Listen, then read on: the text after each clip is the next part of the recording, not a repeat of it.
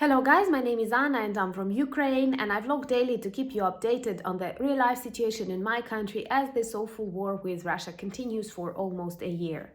I did not expect it will take me a year to speak about tragic and sad events in my country, but the good thing is that in this vlog I also have days when I inform you about some super important and positive things that are happening in Ukraine or about Ukraine. And today it was definitely the visit of President Biden, totally unexpected and extremely important symbolically. So first of all, let me introduce you to the information that we have in our local Ukrainian media, how people react, and then maybe some background why it is so important for us, why this day is symbolic, and other things that I think about Joe Biden, especially now. So, well, first of all, no one actually believed that the President of the United States will come to Ukraine during war, because it happens pretty rare and our country is a dangerous place and it could definitely become a target when they know that the president of one of the strongest countries of the world and our greatest supporter visits Ukraine. So, honestly, I did not even consider that he can visit Kyiv when his visit to Poland on the 20th and 22nd of February was announced. I thought that Zelensky will travel to Poland, then they will meet, they will talk, and that is already a huge and important step towards our victory. Because, like, I know that the first international visit of President Zelensky was to the United States. We are super grateful for the support, both financial and in training and in politics and everywhere, to the people of the United States. So anyway, I was totally satisfied with the fact that perhaps they will meet in Poland. And then starting today's morning, everywhere on the news, on Facebook and elsewhere, we had various hints like that our Minister of Foreign Affairs decided not to leave Kyiv because of one important guest coming.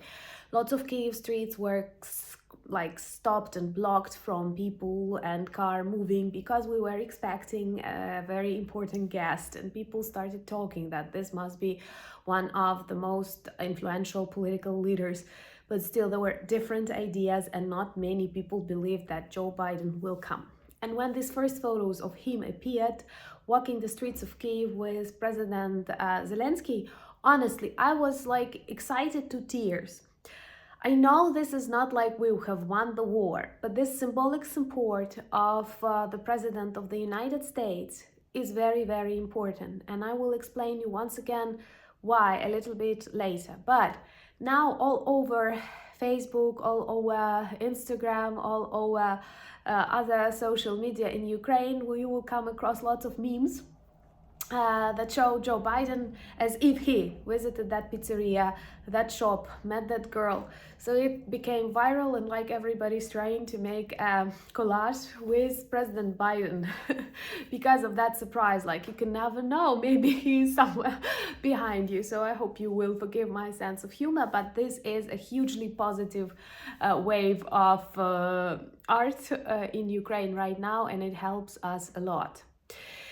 Joe Biden met with President Zelensky and other representatives of Ukrainian government, and he announced a new package of support, which is $500 million. But I, once again, do not want to focus just on the money and on weapons that we receive, but want to speak about the symbolism of his visit.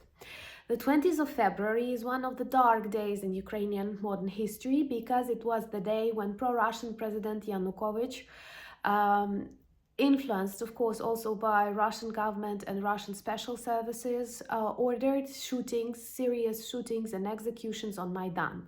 And many people died on Maidan, which was a purely free and a non-aggressive demonstration of Ukrainian people, young people, students, for European values, and many of them were killed on this day. So this is actually the day when we commemorate the victims of the Heavenly Hundred. And we may say that the Revolution of Dignity led to Russia's growing aggression towards Ukraine, the annexation of Crimea, and 8 years later, this full-scale war with Ukraine. So this day is symbolic from one point of view. For the other point of view, it is really close to the first, I don't know if you can say anniversary, Is anniversary always positive, or it can be also negative?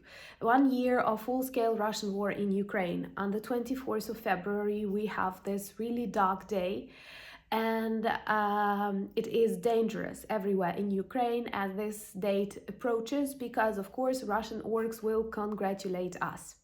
For us, it is a tragedy that this war lasts for a year, because this is really long. At its start, I believed it will finish like in 2 weeks, in 3 months, but definitely not that it will continue more than a year. But it is also a problem for Putin and his regime. I believe it is getting more and more difficult for him to explain why it takes so long to win Ukraine and why there are no signs of Russian winning. So this is good in this really bad, ill situation.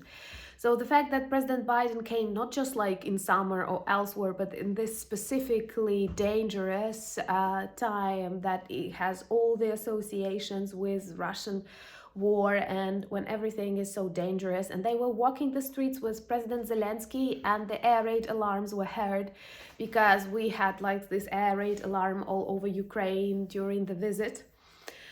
Of course, I think that American security services were working really hard from Poland and from elsewhere controlling the visit, and this is very logical and very important, because we have to protect world leaders, especially those who fight against evil. And anyway, I think that this gave huge inspiration to people, because one more thing that I don't want to forget, and I want to tell you, that one of the worst feelings I had last winter, when diplomatic services, various ambassadors and consulates started leaving Ukraine because it was dangerous. I do understand they care for their people, but it was extremely painful for us, because it was a demonstration that many of them do not believe Ukraine will survive. Many of them believe that Russia is that strong as it described itself. And honestly, it was one of the worst signals for me, and not only because it demonstrated that the war is coming. This is one problem. But the second problem was that nobody's believing we have a chance. And when in a couple of months, the bravest embassies started returning, maybe not even to Kyiv, but to Lviv, that was another victory for me. And I was super happy about that, because that was a signal they realized that Ukraine is a country that will stay on the map forever. And President Biden in his speech today mentioned that too.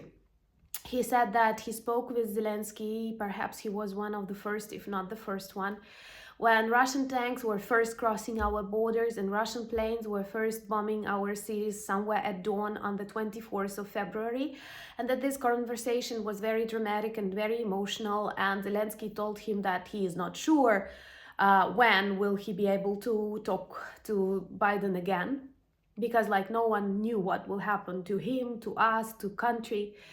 And the only thing that President Zelensky asked was to gather world leaders and to ask them to support Ukraine. And Biden said that after that conversation, he had this very sad feeling, because this is a serious war starting in the heart of Europe, and no one was sure that Ukraine and Kyiv will be able to survive the very next days.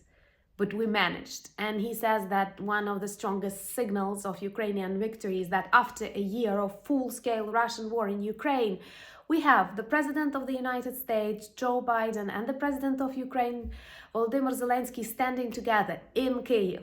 That survived and will definitely survive, because this is already the international global symbol of freedom and democracy, in opposition to everything dark, rotting, communist and Putin-like. Also, I want to say a little bit informal thing. For me today, Joe Biden became not just a super politician, an important person, but he became for me a cool man.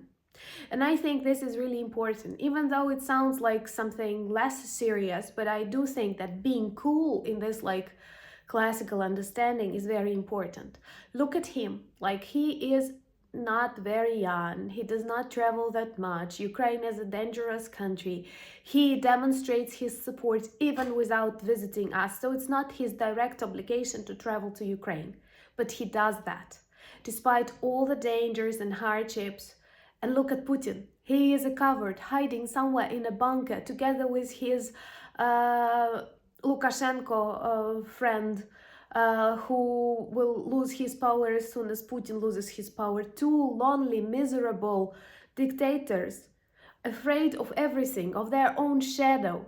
How can they win us? How can they win over Zelensky and Biden, hiding somewhere in their own bunkers? This is so sad and this is so ridiculous. And I wonder how come many people who still doubt maybe Russia is strong do not see that.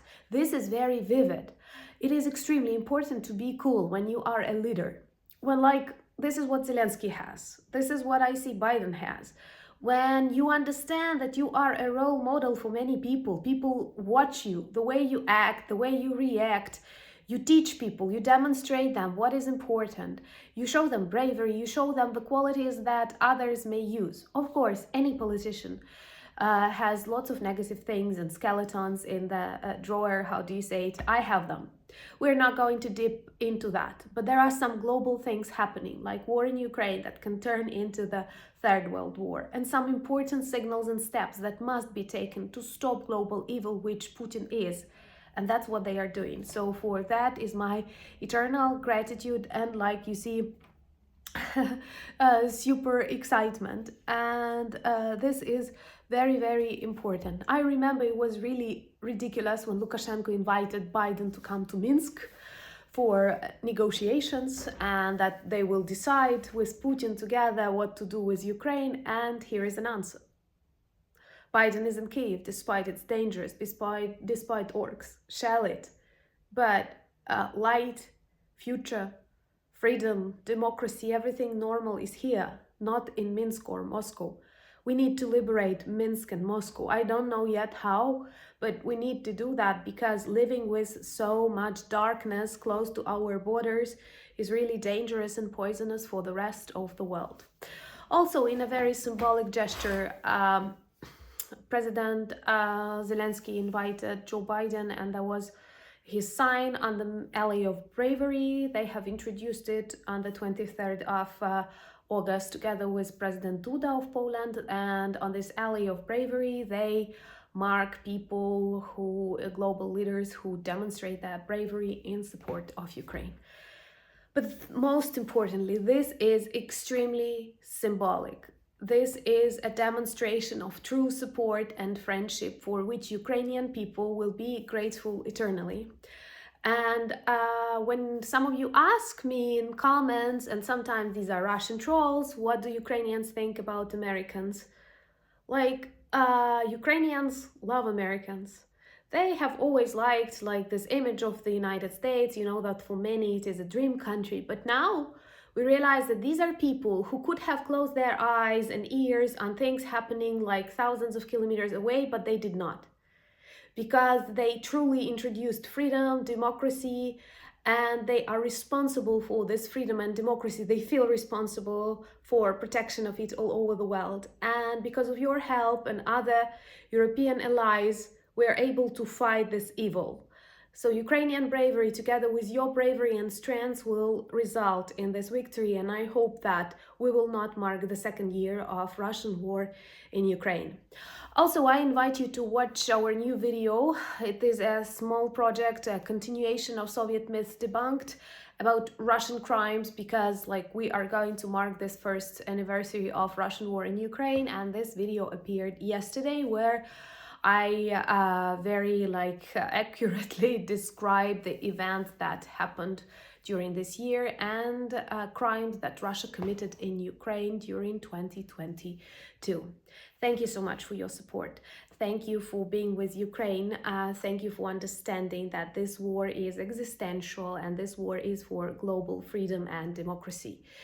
Thank you for buying me coffees, thank you for becoming my patrons, and most importantly, thank you for standing with Ukraine. Slava Ukraini!